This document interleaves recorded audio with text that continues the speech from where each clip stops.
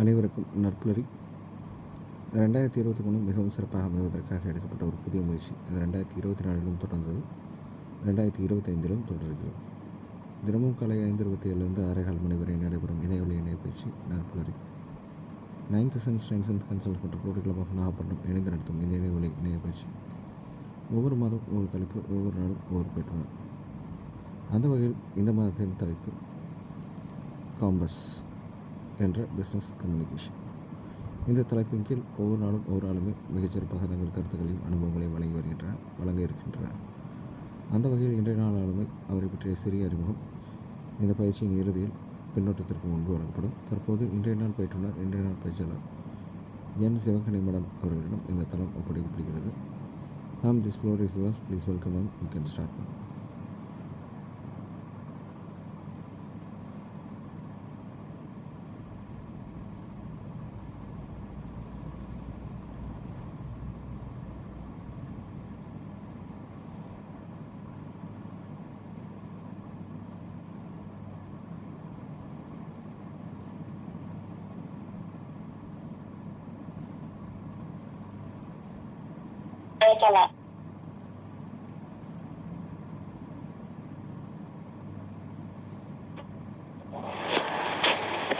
அனைத்து உறவுகளுக்கு இனிய காலை வணக்கம். நம்ம இன்னைக்கு பார்க்க போறது பிசினஸ் கம்யூனிகேஷன். இப்ப கம்யூனிகேஷன் அப்படின்னாலே நம்ம ஒரு விஷயத்த இன்னொருத்தவங்களுக்கு சரியா கடத்தணும் அப்படிங்கறதுதான். நம்ம எதை நோக்கி போயிட்டு இருக்கோமோ அந்த நோக்கம் வெற்றி அடையணும் அப்படின்னா அதுக்கு கம்யூனிகேஷன் அப்படிங்கறது ரொம்ப முக்கியம்.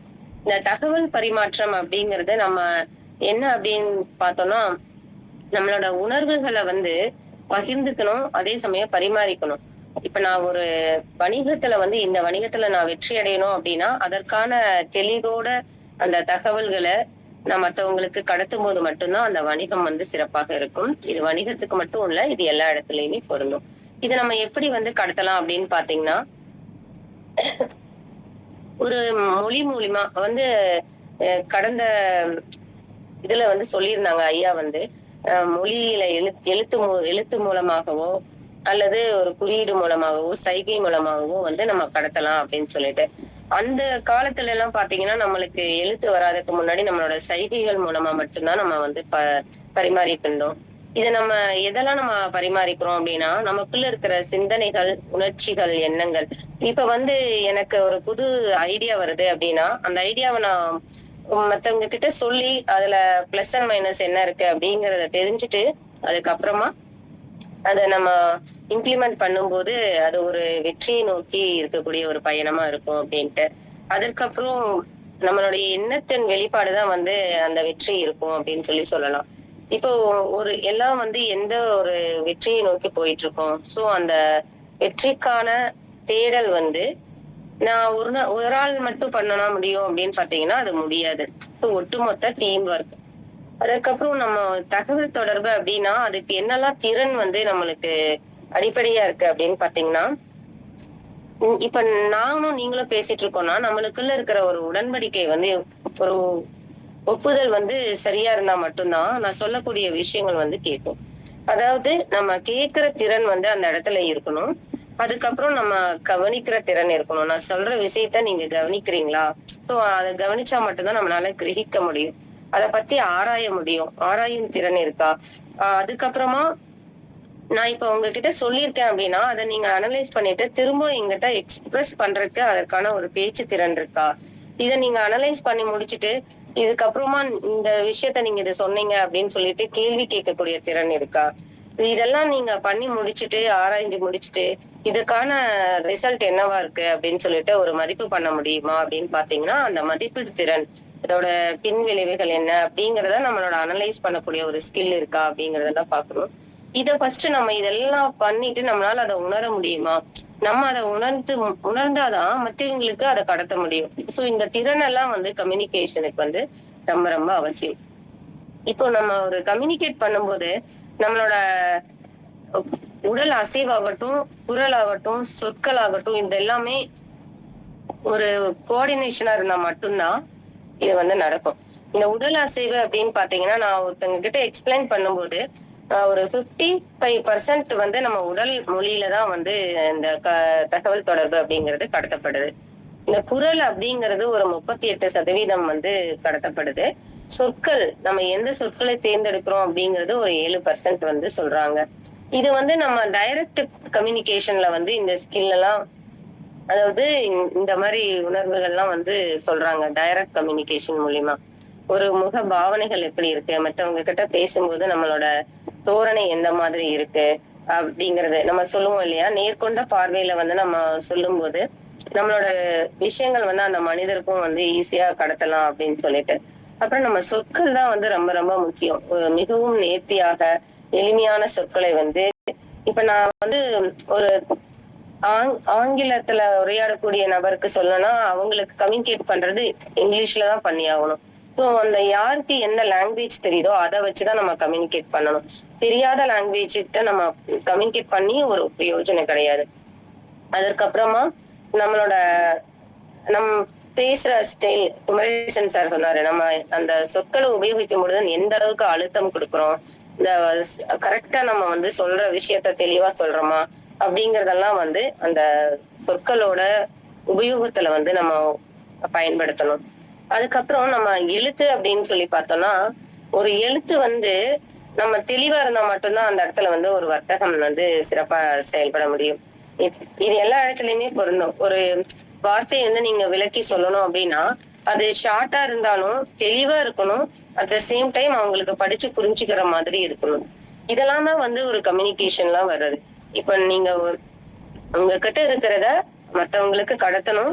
அது மட்டும் இல்லாம உங்களோட எக்ஸ்பீரியன்ஸ நீங்க ஷேர் பண்றீங்க.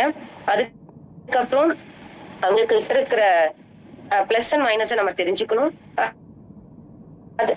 இப்ப நானும் நீங்களும் மட்டும் பேசிட்டு இருந்தாலும் பத்தாது. ஒரு டீமா வந்து சேர்ந்து பண்ணும்போது நிறைய மெம்பர்ஸோட ஐடியாஸும் கிடைக்கும். அதுக்கப்புறம் அவங்களோட ஒப்பீனியனும் நம்ம தெரிஞ்சுக்குவோம். இது மூலியமா நம்மளுக்கு ஒரு பிரிட்ஜ் கிடைக்கும். அதாவது ஒரு பாலம் மாதிரி நம்ம எல்லாம் சேர்த்து ஒரு ஒட்டுமொத்தமா நம்ம எதை நோக்கி போயிட்டு இருக்கோம் அப்படிங்கிற ஒரு ஒட்டுமொத்த புரிதல் வந்து நம்மளுக்கு கிடைக்கும். இதெல்லாம் தான் வந்து ஒரு கம்யூனிகேஷனுக்கு இம்பார்ட்டன்ட். இதுல வந்து நம்ம பிசினஸ் கம்யூனிகேஷனுக்கு எதெல்லாம் இம்பார்ட்டன்ட் அப்படின்னு பாத்தீங்கன்னா, இப்போ நம்மளுக்கு ஒரு பிசினஸ் கம்யூனிகேஷன் அப்படின்னா எதை நம்ம நோக்கி போயிட்டு இருக்கோம்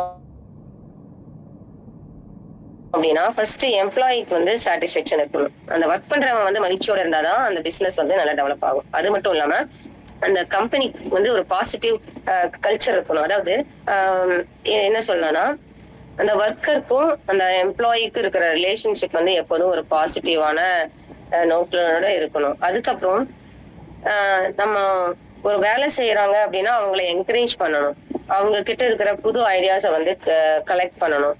அதுக்கப்புறம் இது எல்லாம் முடிச்சு நம்ம பார்த்தோம்னா கஸ்டமர் சாட்டிஸ்பேக்ஷன் வந்து அங்க இருக்கணும். இப்ப நீங்க சொல்ற விஷயத்த கடைசியா கொண்டு போய் கடத்துறது யாரு அப்படின்னு பாத்தீங்கன்னா அந்த எம்ப்ளாயிஸ் தான். ஸோ இதுக்கு வந்து நம்மளுக்கு முக்கியமா கம்யூனிகேஷன் அப்படிங்கிறது ரொம்ப அவசியமா இருக்கு.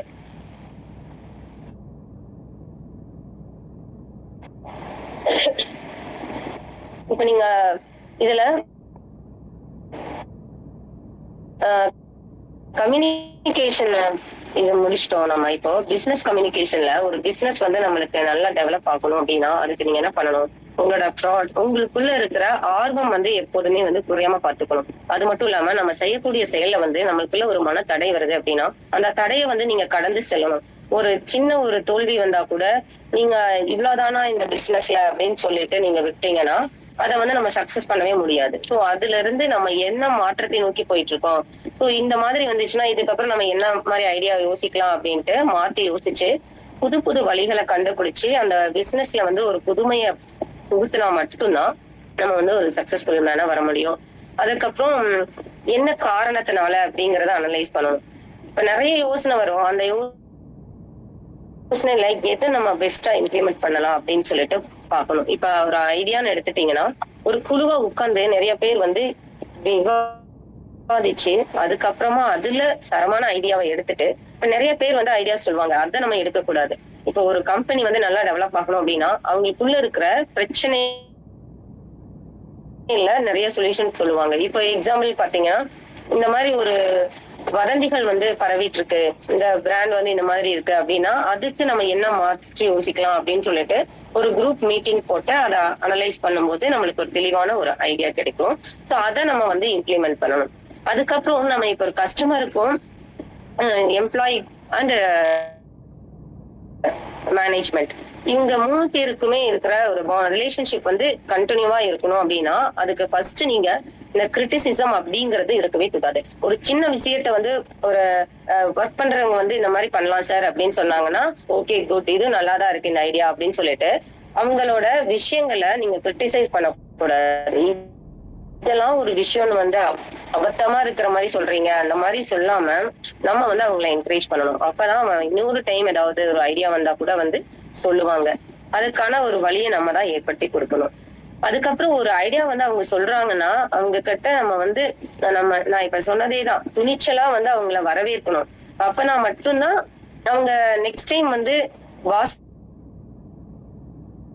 வந்து நம்மள நல்லா ட்ரீட் பண்றாரு, நம்ம எதுனாலும் பாஸ் கிட்ட சொல்ல முடியும் அப்படிங்கிற ஒரு ரேப்பும் வரும். அதுக்கப்புறம் நம்ம இது எல்லாம் வந்து ஒரு சேர்ந்து ஒரு கொலாபரேஷனா இருந்தா மட்டும்தான் அதுல இருக்கிற பிளஸ் அண்ட் மைனஸ் நன்மை தீமை என்ன அப்படிங்கறத தெரிஞ்சுட்டு நம்ம அதுக்கு தகுந்த மாதிரி ஒர்க் பண்ண முடியும். இப்ப நீங்க ஒரு பிசினஸ் வந்து சக்சஸ்ஃபுல்லா இருக்குன்னா அதுல உங்களோட செயல் வந்து எந்த அளவுக்கு இருக்குது அப்படிங்கறது முக்கியம். இதுக்கு வந்து நான் நான் மட்டும் பண்ணிட முடியுமா ஒரு பாஸா இருந்தா அப்படின்னு பாத்தீங்கன்னா முடியாது. அதுக்கு வந்து ஒரு சமூகம், அரசாங்கம், அந்த நம்மளுக்கு கீழே இருக்கிற ஒரு ஒர்க்கர், மேலதிகாரி, நம்ம கிட்ட இருக்கிற ஒரு பொருளாதாரம், இன்னும் வந்து அந்த சூழல் எந்த மாதிரி இருக்கு. இப்ப நீங்க வந்து ஒரு கிராமத்துக்கு போய் ஒரு சர்வீஸ் கொடுக்கலாம்னு நினைக்கிறீங்கன்னா சோ அவங்களோட தேவை என்ன அப்படிங்கறத தெரிஞ்சுட்டு அதுக்கு தகுந்த மாதிரி பண்ணும்போதுதான் அந்த இடத்துல வந்து ஒரு வணிகம் வந்து சக்சஸ்ஃபுல்லா இருக்கும். ஸோ உங்களுடைய இலக்கு வந்து எதை நோக்கி போயிட்டு இருக்கு அப்படிங்கறத நீங்க ஃபர்ஸ்ட் முடிவு பண்ணணும். எந்த ஒரு விஷயத்திலுமே நேர்மறையா யோசிக்கிறோம் அப்படின்னா அந்த பிசினஸ் வந்து சக்சஸ்ஃபுல்லா இருக்கும். அதுக்கப்புறம் இப்போ ஒரு சின்ன ஒரு கதை, ஒரு ஹோட்டலுக்கு வந்து நிறைய பேர் வந்து சாப்பிட்டு இருப்பாங்களாம், டெய்லி வந்துட்டே இருப்பாங்களாம். ஒருத்தர் வந்து ஹோட்டலுக்கு வெளியே நின்னுட்டே இருப்பாராம். யாரெல்லாம் வராங்கன்னு கொஞ்ச நேரம் பார்த்துட்டே இருப்பாராம். அப்புறம் கூட்டமா வந்து அவரும் சாப்பிட்டுட்டு போயிடுவாராம். அப்போ அந்த ஹோட்டல்ல இருக்கிற ஓனர் கிட்ட வந்து ஒருத்தங்க கேக்குறாங்க, இவர் வந்துட்டு இருக்காரு, நீங்க கவனிக்கவே இல்லையா அப்படின்னு சொல்லி கேட்கும்போது அவர் சொல்றாரு, அவர் வந்து கொஞ்ச நேரம் நின்று எனக்காக நம்ம வேண்டிக்குவாரு கடவுள்கிட்ட. அந்த வேண்டுதலை வந்து நான் குறுக்கிட மாட்டேன். அவன் வேண்டிட்டு இருப்பான். அதுக்கப்புறம் கஸ்டமர்ஸ் நிறைய பேர் வருவாங்க. அந்த கஸ்டமர்ஸ் வந்ததுக்கு அப்புறம் அவர் கூட்டத்தோட கூட்டமா வந்து சாப்பிட்டு போயிடுவாரு. நான் வந்து அதை வந்து இறைவனுக்கு கொடுக்கக்கூடிய பிரசாதமா நினைச்சா அந்த இதை வந்து நான் விட்டுருவேன். இதை நான் போயிட்டு அந்த இடத்துல அவனை இது பண்றதுல எனக்கு ஒரு பிரயோஜனம் கிடையாது. சோ நம்ம மத்தவங்க கிட்ட வந்து நம்ம ஒரு நல்ல இணக்கத்தோட இருக்கிறோமா அப்படிங்கிறத பாக்கணும். இத வந்து ஒரு சின்ன ஒரு இறை பிரபஞ்சத்தோட ஒரு சக்தினே சொல்லலாம். அந்த மாதிரி எதுலயுமே ஒரு பாசிட்டிவா நம்ம திங்க் பண்ணும்போது நம்மளுக்கு ஒரு பிசினஸ் வந்து ரொம்ப சக்சஸ்ஃபுல்லா தான் இருக்கும். சோ அந்த மாற்றம் வந்து நம்ம கிட்ட இருந்துதான் வந்து வரணும். அதுக்கப்புறம் பாத்தீங்கன்னா ஒரு எக்ஸாம்பிள் ஒரு கதை வந்து இந்த மகாபாரதத்துல வந்து கர்ணரே தர்மர் கிட்டையும் வந்து அர்ஜுனர் வந்து கேட்பாரு. அர்ஜுனர் வந்து ரொம்ப பசியோட வர்ற மாதிரி ஒரு சீன் வரும். அதுல பாத்தீங்கன்னா எனக்கு ரொம்ப பசிச்சதுனால இந்த உணவு பொருள் எல்லாம் செய்யறதுக்கான விறகெல்லாம் இல்ல அப்படின்னு சொல்லிட்டு வந்து கர்ணர் கிட்ட கேட்பாரு. அப்ப கர்ணன் வந்து சொல்லுவாங்க, நீங்க வந்து எங்களோட அரண்மனையிலே இருந்து இங்க இந்த காலம் முடியற வரைக்கும் நீங்க சாப்பிட்டுக்கலாம் அப்படின்னு சொல்லிட்டு சொல்லுவாங்க கிருஷ்ணர் கிட்ட. அதுக்கப்புறமா வந்து தர்மர் கிட்ட போவாரு. இவர் வந்து கர்ணன் கிட்ட வரும்போது மாறு வேடத்துல கூட வரமாட்டார், ஒரிஜினல் இதுலதான் வருவாரு. தர்மர் கிட்ட வந்து மாறு வேடத்துல போவாரு. இந்த மாதிரி எனக்கு மனக்காலம் அப்படின்னு சொல்லும் போது தர்மர் சொல்லுவாரு, உங்களுக்கு பசியா இருக்கும் போது இந்த அரண்மனையில இருக்கிற அந்த தூண்கள் இந்த மாதிரி இருக்கிற பொருட்கள் எல்லாம் இங்க சும்மா தானே இருக்கு அப்படின்னு சொல்லிட்டு நீங்க எடுத்துக்கோங்க, எது வேணுமோ அப்படின்னு சொல்லிட்டு ஒரு தாராளமா சொல்லிடுவாரு. இதுல என்ன அப்படின்னு பாத்தீங்கன்னா நம்மளுக்கு கொடுக்கறது பிரச்சனை இல்லை, அத வந்து நம்ம எதையும் எதிர்பார்க்காம ஈத்துவுக்கும் இன்பம் அப்படின்னு சொல்லிட்டு வள்ளுவர் சொல்லுவார். இது வந்து நம்ம நிறைய விஷயங்கள்ல நிறைய பிசினஸ் வந்து டெவலப் ஆனவங்க கிட்ட நம்ம என்ன கத்துக்கிறோம் அப்படின்னு பாத்தீங்கன்னா கொடை அப்படிங்கிறது முக்கியம்.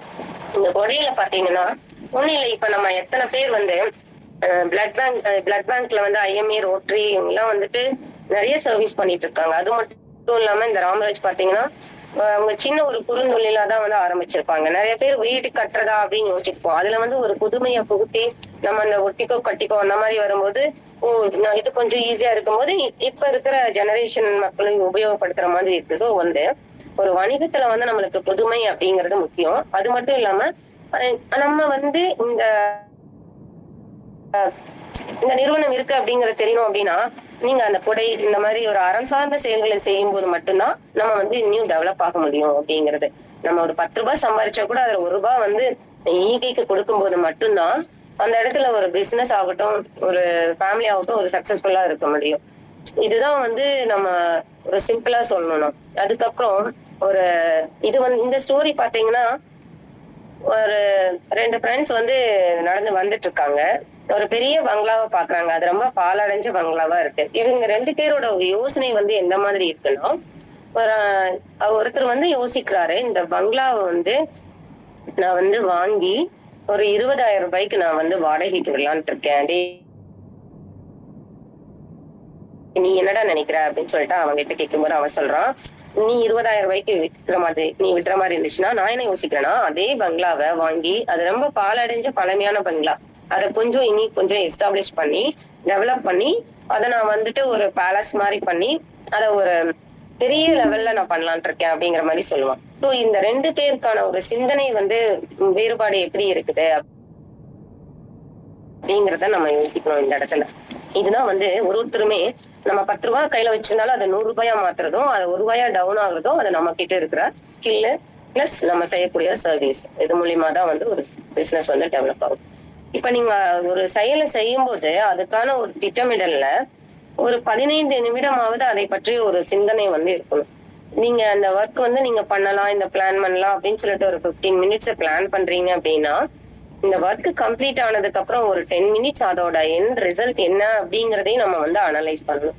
ஒரு 24 மணி நேரம் இருக்கு அப்படின்னா அந்த 24 மணி நேரத்துல நம்ம என்னென்ன ஒர்க் பண்ணிருக்கோம் அப்படிங்கிற ஒரு பிளானிங் வந்து இருக்கணும். அதுக்கப்புறமா நீங்க எந்த இடத்துல நம்ம ஒர்க் பண்ணிட்டு இருக்கோமோ அந்த இடத்துக்கான ஒரு வாய்ப்பை வந்து நம்ம தேடணும். வாய்ப்பை வந்து நம்ம தான் உருவாக்கிக்கணும். வாய்ப்புகள் வந்து தானா தேடி தேடி வராது. ஸோ கிடைக்கக்கூடிய வாய்ப்பை நம்ம வந்து ஒரு பிசினஸ்க்கு தகுந்த மாதிரி மாத்தி பண்றது அதுவும் ஒரு ஸ்கில் அப்படின்னு சொல்லலாம். அப்புறம் வந்துட்டு நான் ரேப்போ அப்படின்னு சொன்னேன், நம்பிக்கை இருக்கணும் அப்படின்னு சொல்லிட்டு. ஸோ நம்பிக்கை ஏற்படுத்துற மாதிரி நம்மளோட செயல்கள் வந்து இருக்கணும். நீங்க ஒரு ஒர்க் பண்றீங்க அப்படின்னா உங்களை பார்த்துட்டு நான் இந்த மாதிரி ஒரு பிசினஸ் மேனா வரணும் அப்படின்னு சொல்லிட்டு ஒரு ரோல் மாடலா நம்ம இருக்கணும் அப்படின்னு நினைச்சா மட்டும்தான் நம்மளால வந்து அந்த பிசினஸ் வந்து சக்சஸ்ஃபுல்லா ஆகும். ஸோ இப்ப என்னெல்லாம் நம்ம வந்து ஒரு பிசினஸ்ல இம்ப்ளிமெண்ட் பண்ணலாம் அப்படின்னு சொல்லிட்டு அதுக்கான ஒரு பட்டியலை வந்து நீங்க போடணும். அதுக்கப்புறமா நீங்க அந்த பட்டியல் போட்ட மட்டும் பத்தாது, அந்த ஒர்க் ஷேரிங் அப்படிங்கிறது இருக்கணும். ஒரு யாருக்கு என்ன ஒர்க் இருக்கலாம் அப்படின்னு சொல்லிட்டு அதை நீங்க வந்து பிரிச்சு கொடுக்கணும். நீங்க ஒரே ஆளே பண்ணணும், இவர்கிட்ட கொடுத்தா இந்த ஒர்க் வந்து ஸ்மார்ட்டா பண்ணிடுவாரு அப்படின்னு உங்களுக்கு தோணுச்சுன்னா அந்த ஒர்க் வந்து சிம்பிளிஃபை பண்ணி நீங்க வந்து கொடுத்துடலாம். நம்ம அதுல பிளானிங் அப்படிங்கிறது ரொம்ப முக்கியம். இந்த சின்ன ஒரு சர்வீஸ் பண்ணிருக்காரு அப்படின்னா அவரை வந்து நம்ம ஒரு தட்டி கொடுத்து ஒரு அப்ரிஷியேட் பண்ணி நம்ம வேலை வாங்கணும். சார் கூட சொல்லியிருந்தாரு லாஸ்ட் செஷன்ல, அந்த 5 திங்ஸ் வந்து ரொம்ப இம்பார்ட்டன்ட் அப்படின்னு சொல்லிட்டாரு. ஃபர்ஸ்ட் வெல்கம், அந்த சாரி, தேங்க்யூ, இந்த மாதிரி சொல்லியிருந்தாங்க. இதெல்லாம் வந்துட்டு அப்ரிசியேஷன் இதெல்லாம் வந்து ரொம்ப ரொம்ப இம்பார்ட்டன்ட். ஒரு சின்ன விஷயம் தான் வந்துட்டு ஒரு பெரிய செயலை சாதிக்கக்கூடிய ஆற்றலை வந்து அந்த இடத்துல தரும் அப்படின்னு சொல்லலாம். இது எல்லாமே பண்ணிட்டு நான் உழைக்கவே மாட்டேன், இவங்ககிட்ட கொடுத்துட்டேன் அப்படின்னு சொல்லிட்டு விட்டோம்னா நம்மளால முடியுமா அப்படின்னு பாத்தீங்கன்னா கண்டிப்பா கிடையாது. சோ உழைக்கிறது அப்படின்னா உங்களுக்கு வந்து அதுக்கான ஒரு உத்வேகம் வந்து எப்போதும் இருந்துட்டே இருக்கணும். அது ஒரு தீ மாதிரி எரிஞ்சுட்டே இருக்கணும்னே சொல்லலாம். அத நம்ம விட்டோம் அப்படின்னா அந்த இடத்துல வந்துட்டு நம்ம அதோட அந்த தொடர்பு வந்து விட்டு போயிடும். ஒரு செயலை நம்ம செஞ்சுட்டே இருக்கும்போது மட்டும்தான் அது கண்டினியூஷனா இருந்துட்டே இருக்கும். அதுக்கப்புறம் விடாமுயற்சி. இப்ப நம்ம செய்யக்கூடிய செயலுக்கு வந்து நம்மளோட டெடிகேஷன் இருக்கணும். தியாக மனப்பான்மை வந்து 100% இருக்கணும். அந்த மாதிரி இருந்தா மட்டும்தான் நம்ம அந்த வணிகம் வந்து ஒரு சக்சஸ்ஃபுல் ஆகிறதுக்கான ஒரு பலன் வந்து நம்மளுக்கு கிடைக்கும். இதெல்லாம் தான் வந்து நம்மளுடைய பிசினஸ் கம்யூனிகேஷன்ல ரொம்ப ரொம்ப இம்பார்ட்டன்ட். நம்ம ஒரு இப்ப நீங்க ஒருத்தவங்களுக்கு ஹெல்ப்பே பண்ணணும்னா கூட அவனோட நீங்க ஒண்ணும் இல்ல, ஒருத்தங்க அடிபட்டுருச்சு அப்படின்னா அவனோட பிளட் குரூப் கேட்கணும்னா கூட உங்களுக்கு அந்த லாங்குவேஜ் அப்படிங்கறது தெரிஞ்சா மட்டும்தான் நம்மளால வந்து அந்த இடத்துல அவங்களோட நீடையும் நீங்க ஃபில் பண்ண முடியும். சோ அதுக்கு தகுந்த மாதிரி நம்மளோட லாங்குவேஜ் ஸ்கில்ல வந்து நம்ம டெவலப் பண்ணிக்கணும்.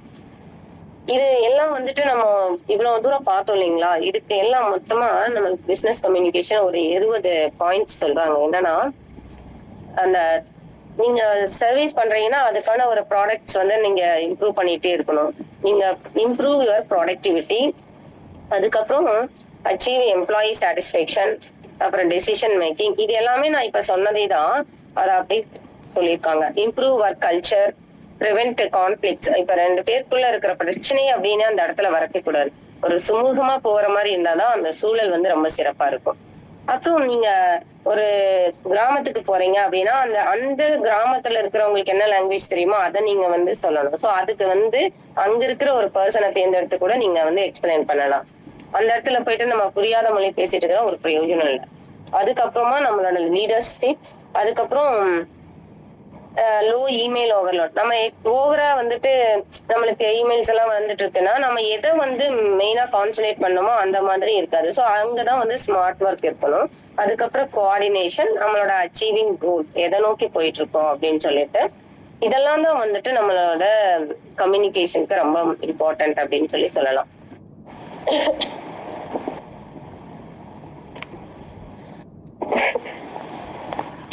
அதுக்கப்புறம் நமக்குள்ள வந்து ஆசை அப்படிங்கிறது இருக்கணும்.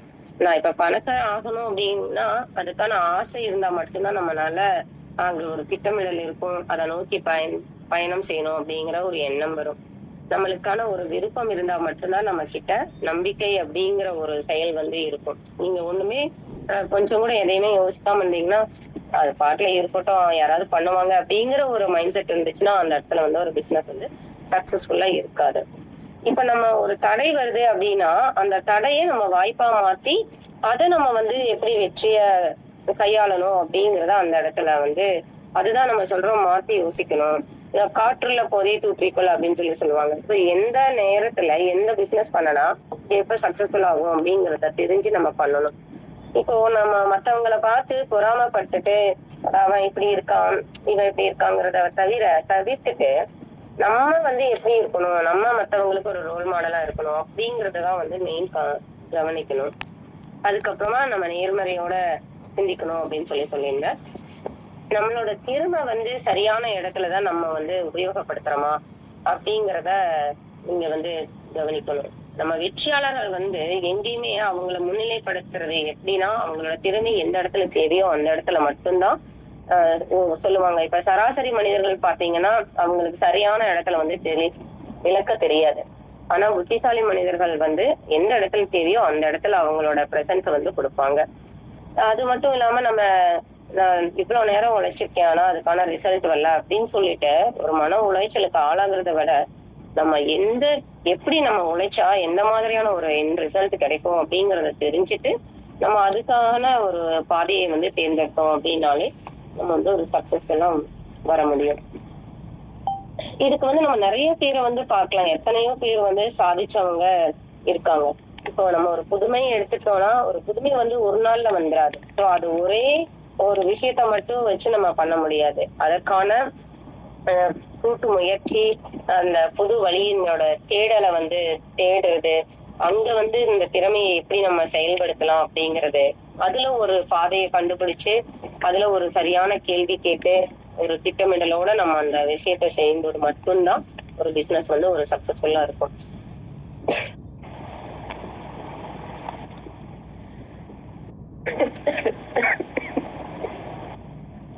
ஒரு நம்மளுக்கு வந்து இந்த சார் சொல்லியிருந்தாரு, கடைசியா சதீஷ் சார் சொல்லும்போது சொல்லியிருந்தாரு, காமா பண்ணணும் அப்படின்னு சொல்லிட்டு ஒரு விஷயத்த வந்து நம்ம செய்யும் போது ஒரு பிசினஸ்ல வந்துட்டு ஒரு பொறுமை அப்படிங்கிறது முக்கியம்.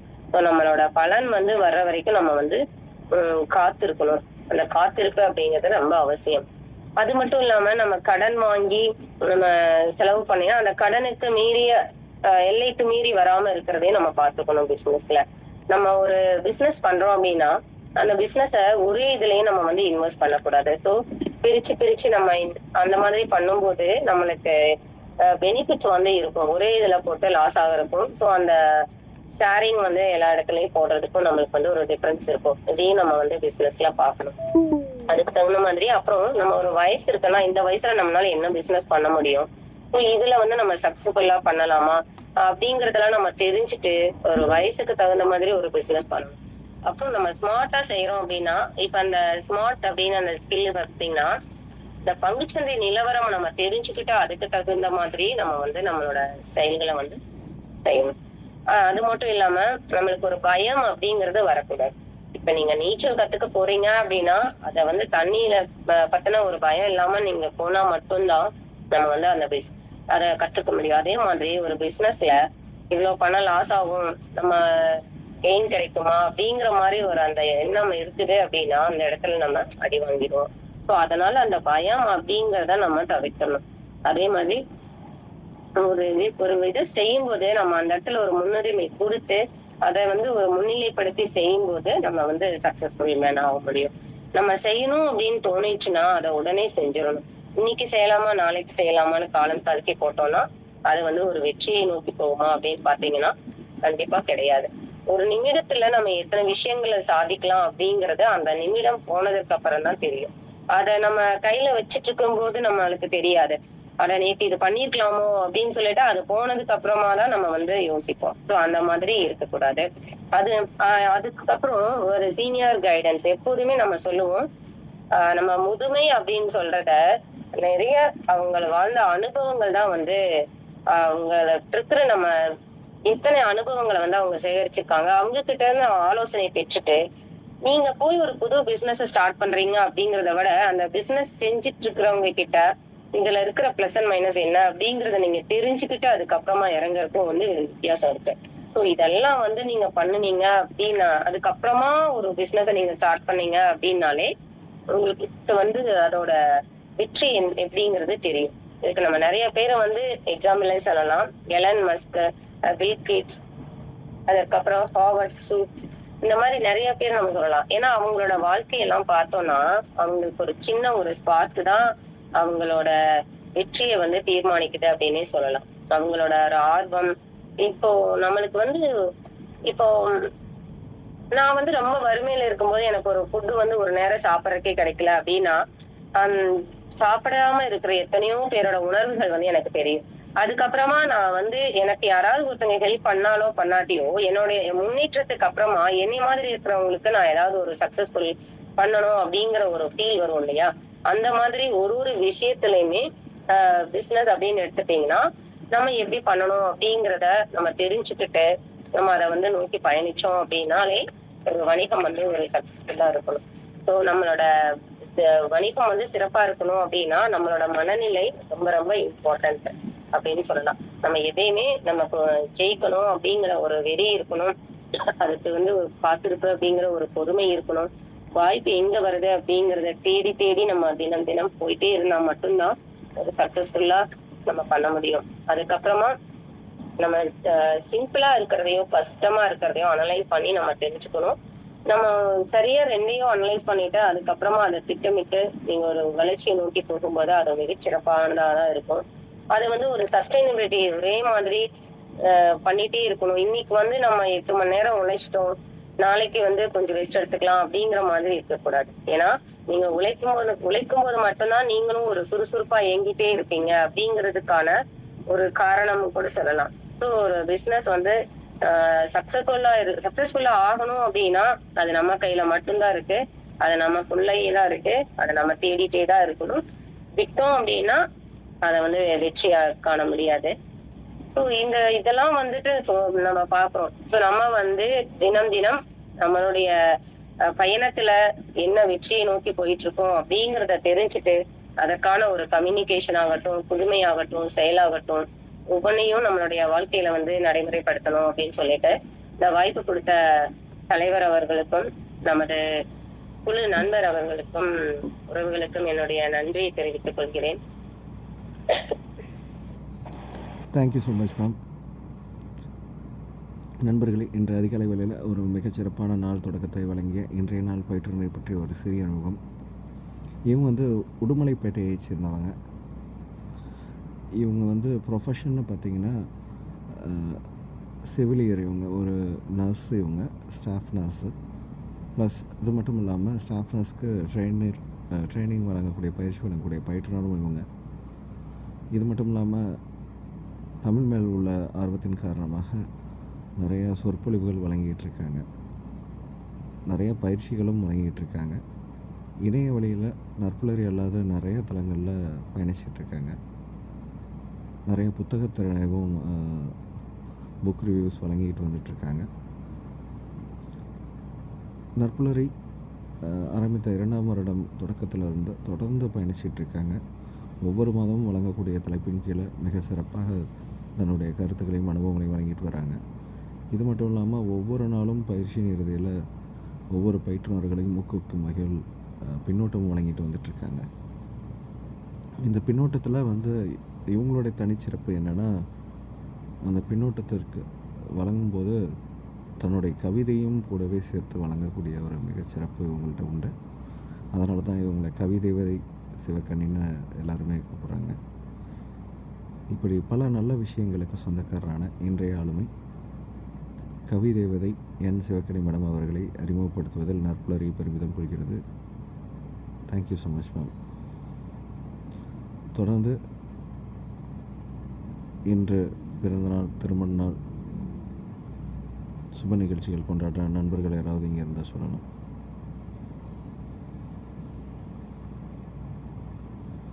யாரும் இல்லைன்னா இன்று பிறந்தநாள், திருமண நாள், சுப நிகழ்ச்சிகள் கொண்டாடும் அனைத்து நல்லுள்ளவங்களுக்கும், இந்த பிரபஞ்சத்தில் இருக்க அனைத்து நல்லுள்ளவங்களுக்கும் நற்புலரின் சார்பாக மனமார்ந்த வாழ்த்துக்களை தெரிவிச்சுக்கிறோம்.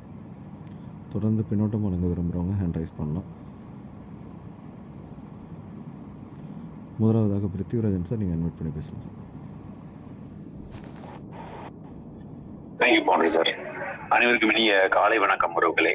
அதாவது இன்னைக்கு பேசினவங்க பாத்தீங்கன்னா சிவகணி மேம் ரொம்ப ஒரு எப்படின்னு கேட்டீங்கன்னா, நார்மல் குடும்ப தலைவி அப்படிங்கிறத தாண்டி தனக்கு எக்ஸ்ட்ரா பொறுப்புகளை எடுத்து கொஞ்சம் ஒர்க் பண்ணணும்னு நினைக்கக்கூடிய கேரக்டர்.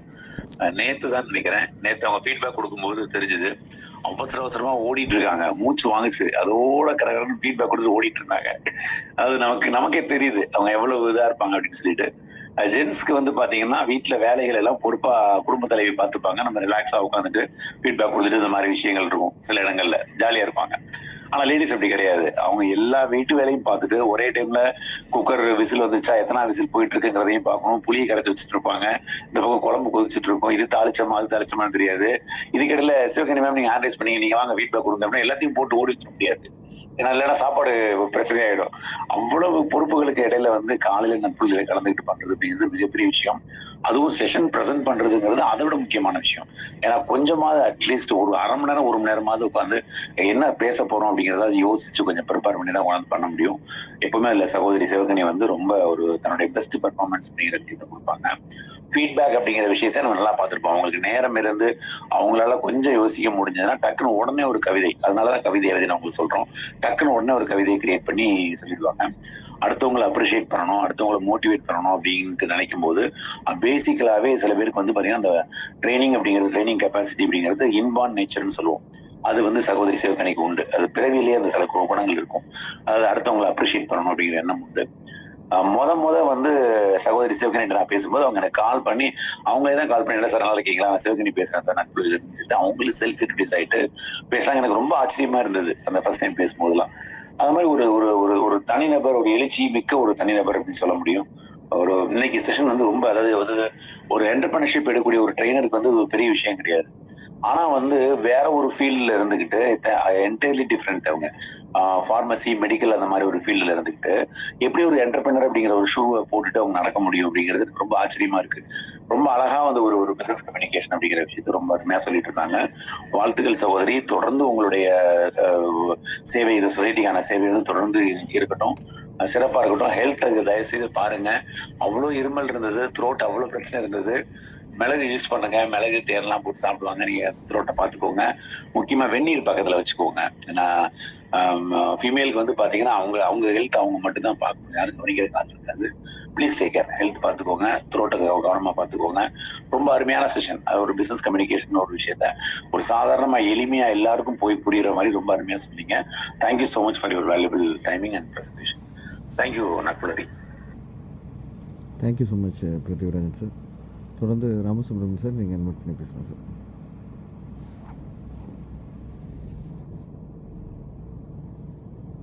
நீங்கள் கொடுத்த அந்த ப்ரெசன்டேஷன் வந்து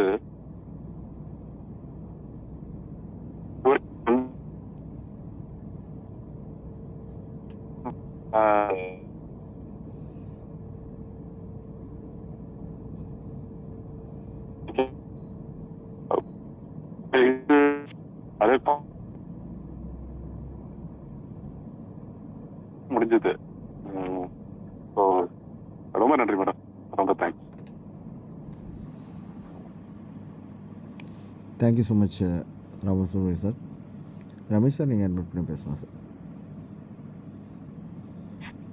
நற்புலரி வணக்கம் அனைவருக்கும். ரொம்ப அருமையான, எப்பவும் போல அவங்களுடைய பவர்ஃபுல் செஷன் சொல்லலாம். ஒரு வேலைகள் சக்சஸ்ஃபுல்லா போறதுக்கு ஒரு கம்யூனிகேஷன் என்ன மாதிரி எல்லாம் பண்ணணும், எப்படி எல்லாம் நம்ம வந்து ஒரு வேலைகளை அடுத்தவர்களுக்கு கொடுக்கணும் அப்படிங்கிற விஷயத்தை தெளிவாக நிறைய எக்ஸாம்பிளோட நல்லா விளக்குனாங்க. மிக மிக அருமையான ஒரு செஷன். கவிதை அதுக்குள்ள வரல அப்படிங்கிறது தான் ஒரு குறையா நான் எடுத்துக்கிறேன். ரொம்ப அருமையா இருந்தது மேடம். எங்களுக்கு ஃபீட்பேக்கை உங்களுக்காக கவிதையா கொடுக்கலான்னு பார்த்தா அதெல்லாம் வரவே இல்லை. அதெல்லாம் இன்பாண்ட் குவாலிட்டி இல்லையா, எங்களுக்கெல்லாம் வாய்ப்பு இல்லை. ரொம்ப நல்லா இருந்தது செஷன். சார் சொன்ன மாதிரி எந்த ஒரு விஷயம் எடுத்து பண்ணாலும் ஒரு சத்தையோட பண்ற ஒரு பர்சன் நீங்க. வாழ்த்துக்கள், ரொம்ப நல்லா இருந்தது. Thank you. Thank you so much Ramesh sir. Arayar sir, நீங்கள் அன்மியூட் பண்ணி பேசலாம் சார். குட் மார்னிங் நட்புலரி. Good morning Sevani madam. Madam பேசும்போது நிறைய டீடைல்ஸ் கொண்டு வந்திருந்தாங்க. ஒரு கம்யூனிகேஷன்ல சொற்களுடைய சதவீதம், அதில் பயன்படுத்துகிற எழுத்தோட சதவீதம், உடல் மொழியோட சதவீதம், இது எல்லாம் சேர்ந்துதான் ஒரு எஃபெக்டிவான கம்யூனிகேஷனாக இருக்கும். ஸோ அந்த பிஸ்னஸ் கம்யூனிகேஷனாக அது எப்படி இருக்கும் அப்படின்னு சொல்லிட்டு, ஸோ கடைசியாக வந்து முடிக்கும்போது ஏற்கனவே சொன்ன மாதிரி இந்த கேட்சாக வந்து காமாக இருக்கிறது வந்து பிஸ்னஸ் மட்டும் இல்லை, பர்சனல் லைஃப்லையும் மற்ற விஷயங்களையும் கூட வந்து இது ரொம்ப இம்பார்ட்டண்ட்டு. ஸோ ஆர்டிஸ்டிக்காக இருந்தது மேடம் உங்களோட ஸ்டார்டிங்லேருந்து எண்டு வரலாம். அது மட்டும் இல்லாமல் தலைப்பை ஒட்டியே வந்து பல தகவல்களை கொண்டு வந்தீங்க. மிக சிறப்பு. வாழ்த்துக்கள், தொடரட்டும் உங்களுடைய வெற்றி பயணம். வாய்ப்புக்கு நன்றி. Thank you so much Arangar sir. Venkatraman sir, நீங்கள் அன்மியூட் பண்ணி பேசலாம் சார். நற்புலரி மேடம், இன்னைக்கு ரொம்ப அருமையா இருந்தது செஷன். ரொம்ப பாயிண்ட்டுக்கு சொன்ன மாதிரி எல்லாம் சொன்ன மாதிரியே பாயிண்ட்டுக்கு ஏற்ற மாதிரி பிரசன்டேஷன் ரொம்ப அழகா ஸ்கில் போனது. ரொம்ப முக்கியமான விஷயம், இது எப்படி வந்தது அப்படின்னாங்க. பிருத்திவிராஜன் சார் சொன்னாரு, நம்ம வந்து வேற செஷன் வேற ஒரு ஃபீல்டுல இருந்ததுனால இதுல வந்து பண்றது ரொம்ப கஷ்டம் அப்படின்னு. அது ஒன்றும் கிடையாது, பெரிய கஷ்டமா நான் பார்க்கல. நான் எப்படி மாத்தி பாக்குறேன் அப்படின்னா, நல்லோரை காண்பதும் நன்று அப்படின்னு சொல்லுவாங்க. எப்பவுமே அந்த இதுல போய் பார்க்கும்போது ஒட்டி அதோட டிராவல் பண்ணும்போது அதோடைய குவாலிட்டிஸ் அப்படின்றது நமக்கு தானாவே வந்துடும். அந்த மாதிரி பார்க்கும்போது இன்னைக்கு நீங்க கொடுத்த இதெல்லாம் வந்து பழகின அனுபவங்களும் நீங்க பார்த்து செய்த அனுபவங்களும் உங்களுக்கு அது இன்பின் குவாலிட்டியா மாறிடுச்சு அப்படின்றத. ஸோ நீங்க ஹேபிட் ஆஸ் அ வே அப்படின்னு சொல்லுவாங்க. அதுதான் நமக்கு இன்னைக்கு நான் பாக்குறேன். அது ஒன்றும் பெரிய விஷயமே இல்லை.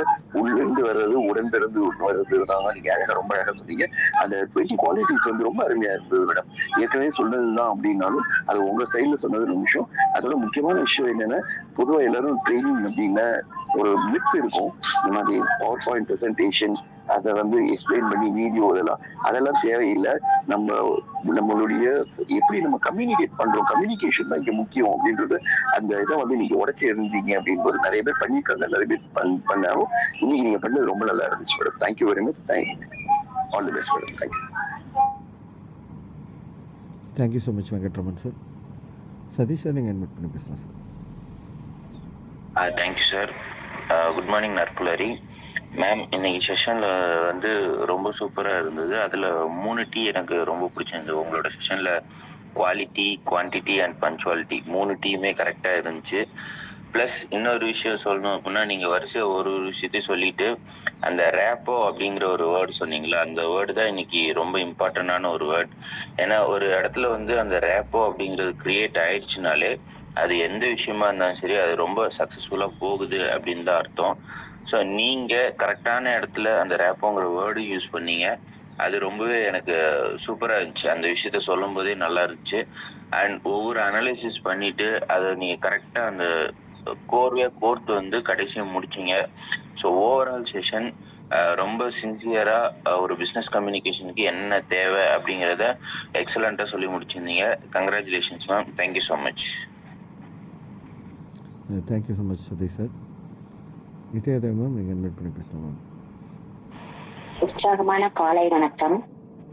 அருமையா ஒரு மொழியாகட்டும், ஒரு ஐடியாவாகட்டும், பிசினஸ்க்கு ரொம்ப தேவை அப்படின்னு தொடங்கி ஒரு 2 பில்டிங்கை பார்க்கும்போது ஒருத்தனுக்கு என்ன தோணுது, இன்னொருத்தனுக்கு எப்படி தோணுது அப்படின்ற ஒரு கதை. மகாபாரதத்துல இருந்து அழகான உதாரணங்களும் கதைகளும். யாரு எப்படி இருக்கா அப்படின்றதே நம்ம பார்க்கணும். நம்ம எந்த மாதிரி நம்ம ஒரு தொழிலை நகர்த்தி கொண்டு போகணும், அதுக்கு நம்ம உடல் மொழி என்ன, நம்மளுக்கு அசைவு என்ன, நம்மளுடைய பேச்சு என்ன, இப்படி ஒரு சதவீதமும் அழகா சொன்னாங்க. ரொம்ப அருமையா ரொம்ப பொறுமையா மெல்ல அழகா சொல்லிட்டே இருந்தாங்க. அழகா சொல்லி இதுதான் நம்மளுடைய ஒரு தொழிலை விருத்தி செய்யறதுக்கான உத்திகள் அப்படின்னு இன்னைக்கு அழகா கொடுத்த சிவகனி மேம்க்கு வாழ்த்துக்கள். நன்றி. மென்மேலும் வளர்க. வாழ்த்துக்கள். Thank you so much ma'am. Madam, உங்களுடைய ஏற்புரைக்கு முன்னாடி ஃபைனலாக என்னுடைய ஃபீட்பேக் நான் தர விரும்புகிறேன். அதாவது நார்மலாக இந்த தலைப்பு அப்படின்றது பார்த்திங்கன்னா நற்புலரியில் நிறைய எல்லாரும் பேசக்கூடிய தலைப்பு தான் நிறைய வச்சுருக்கோம். ஆரம்ப காலத்தில் இந்த 2.25 வருஷத்தில் பார்த்திங்கன்னா எல்லாரும் ஈஸியாக பேசக்கூடிய தலைப்பு தான் வச்சுருக்கோம். டெக்னிக்கல்ன்றது ரொம்ப குறைவாக தான் வைப்போம். அந்த மாதிரி டெக்னிக்கல்னு வைக்கும்போது அந்த காலை வேளையில் சிலர்லாம் அந்த தலைப்பை சரியாக புரிந்து கொள்ளாமல் நிறைய பேசிடுவாங்க. ஸோ அதனாலே இந்த தலைப்பு வைக்கும்போது டிஸ்கஸ் பண்ணும்போது ரொம்ப டெக்னிக்கலாக போக வேண்டாம், தலைப்பு எல்லாருக்கும் புரிகிற மாதிரி இருக்கணும். டெக்னிக்கலாக வச்சா அந்த தலைப்பை ஒட்டி நிறைய பேர் பேச மாட்டுறாங்க.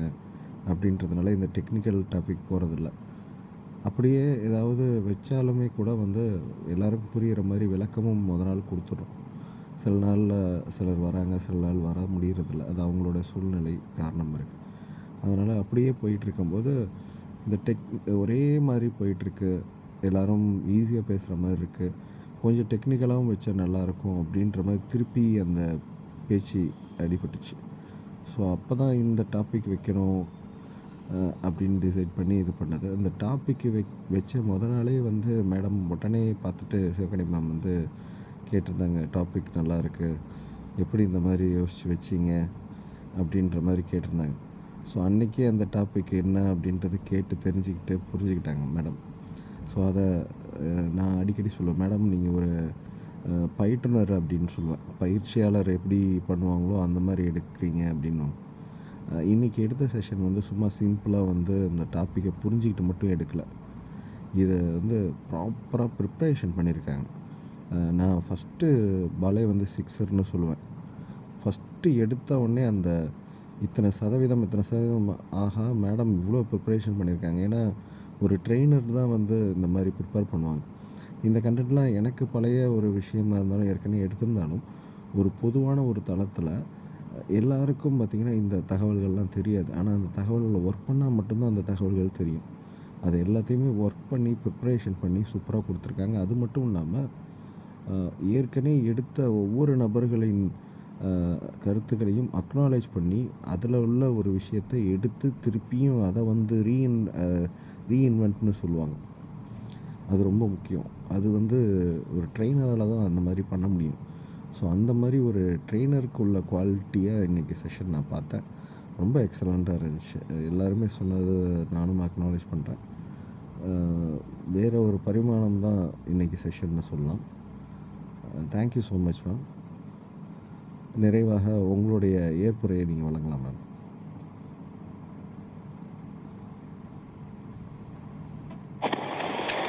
அனைத்து உறவுகளுக்கும் மீண்டும் காலை வணக்கம். நம்மளோட செஷன் எப்போதுமே சிறப்பா இருக்கும் அப்படின்னா அதுக்கு காரணம் அந்த தலைப்பு தான். அந்த தலைப்பை மையப்படுத்தி தான் நம்ம ஒவ்வொரு நாளும் பேசிட்டு இருக்கோம். ஸோ அதுவே ஒரு புதுமை அப்படின்னு தான் நான் சொல்லுவேன் இந்த இடத்துல. எல்லாரும் வந்து ஒரு கவிதை கேட்டிருந்தீங்க, அதனால கவிதையோட என்னோட செஷனை முடிக்கலாம் அப்படின்ட்டு.